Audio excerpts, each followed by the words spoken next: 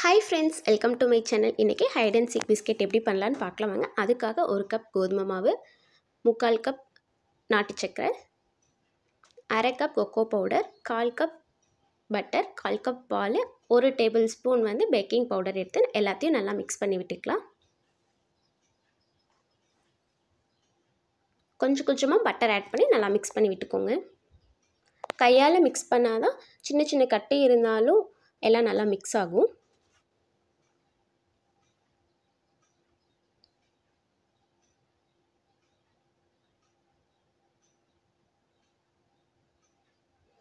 இந்த மாதிரி வந்ததுக்கப்புறம் இந்த டோவை 10 நிமிஷம் ஃப்ரிட்ஜில் வச்சு எடுத்துக்கலாம். சப்பாத்தி மாவு மாதிரி நல்லா ஃப்ளாட்டாக உருட்டிக்கோங்க.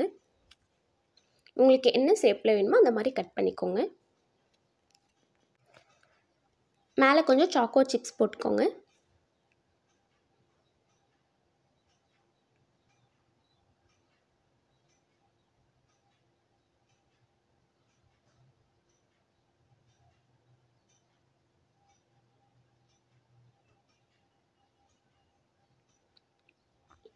கால் மணி நேரம் ஃப்ரீ ஹீட் பண்ண குக்கரில் நம்ம ரெடி பண்ணி இந்த பிஸ்கெட் ஆட் பண்ணி ஒரு 10 நிமிஷத்துலேருந்து 15 நிமிஷம் நல்லா வேக வச்சு எடுத்துக்கோங்க.